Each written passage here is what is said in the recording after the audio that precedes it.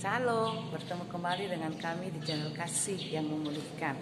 Kali ini saya ingin berbagi dengan saudara bagaimana kita menghadapi fitnah. Ya, kita hidup di masyarakat, kita pasti sering mendengar kata fitnah dan juga mungkin pernah kita mengalami jadi korban fitnah. Tetapi saya katakan untuk menjadi seorang pemfitnah jangan sampai.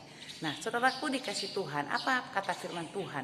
Kalau saya mengambil firman Tuhan dalam Imamat 19 ayat yang ke-16, firman Tuhan berkata, janganlah engkau pergi kian kemari menyebarkan fitnah di antara orang-orang sebangsamu. Janganlah engkau mengancam hidup sesamamu manusia, akulah Tuhan. Ternyata Tuhan melarang untuk anak-anak Tuhan menyebarkan fitnah. Tetapi mengapa ada orang yang menyebarkan fitnah?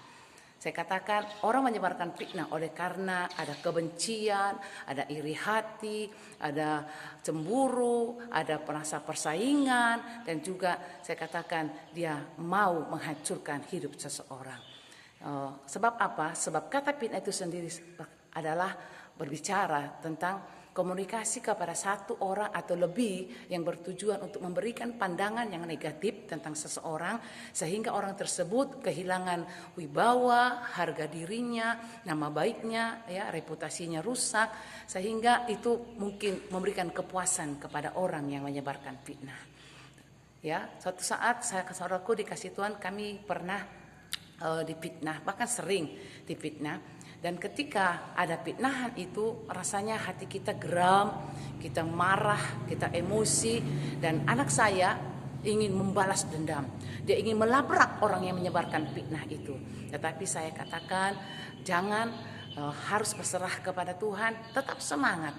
Sehingga kita akan melihat pembelaan Tuhan terjadi atas kita. Dan puji Tuhan, saudaraku dikasih Tuhan, ketika kita boleh berserah kepada Tuhan atas apapun yang diperkatakan orang yang tidak baik kepada kita, baik kita difitnah orang, dijelekkan orang, tetapi kita tetap berserah kepada Tuhan, kita akan boleh melihat karya pembelaan Tuhan dalam hidup kita.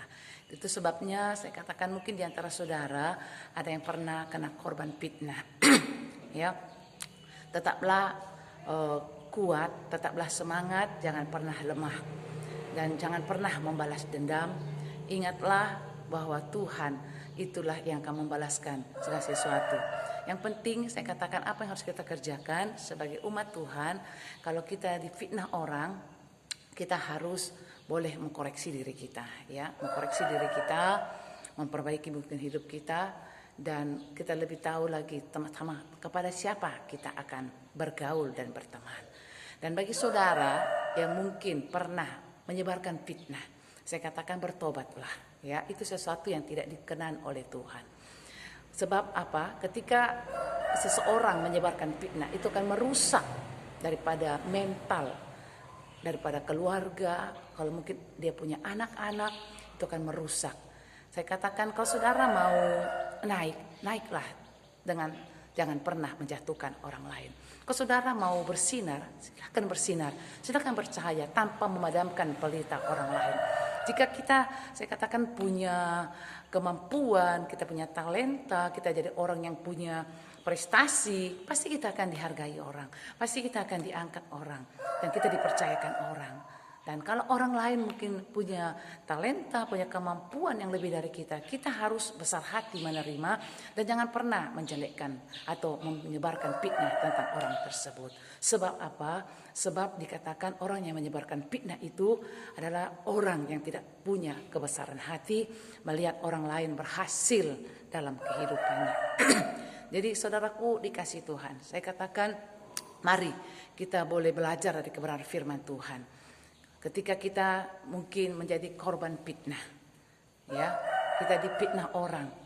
Saya katakan dari mana datangnya itu fitnah.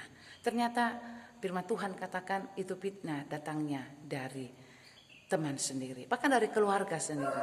Dalam kitab Yeremia pasal 9 ayat 4 dikatakan jangan percaya kepada teman, jangan percaya kepada saudara-saudaramu. Berarti saudaraku, fitnah itu datangnya dari orang yang dekat dengan kita. Saya pikir ya pasti itu sesuatu yang benar, karena itu sudah firman Tuhan catatkan. Karena orang yang dekat dengan kita, yang mengerti tentang kita, yang tahu keseharian kita, ketika dia menyebarkan fitnah kepada orang lain, maka orang lain akan percaya dan memakan mentah-mentah apa yang sudah disampaikan orang tersebut. Tetapi saya katakan bagi orang yang difitnah, ya, bagi orang yang difitnah atau menjadi korban fitnah, firman Tuhan berkata, ketika kita memiliki cara hidup yang baik, dalam 1 Petrus pasal yang kedua ayat 12 dan 1 Petrus pasal 3 ayat 16, ketika kita memiliki cara hidup yang baik, kita berkenan kepada Tuhan, kita memiliki kesalehan, kita beribadah, kita melayani Tuhan, melakukan yang terbaik untuk Tuhan, maka orang yang memfitnah saudara akan bungkam mulutnya dan akan menjadi malu sendiri.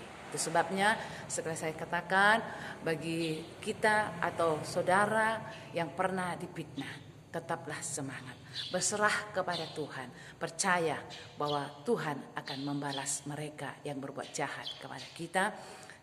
Tugas kita hanya memiliki cara hidup yang baik, ya, saleh, hidup berkenan kepada Tuhan, maka Tuhan akan menjadi pembela dalam hidup kita. Dan bagi saudara yang pernah menjadi penfitnah, saya katakan renungkan kembali apa yang sudah saudara perbuat, bertobat saudara, sehingga Tuhan juga mengasihi hidupmu. Haleluya. Tuhan Yesus memberkati, Tuhan menolong kita menjalani hari-hari kita selamat untuk tidak menjadi penfitnah. Haleluya.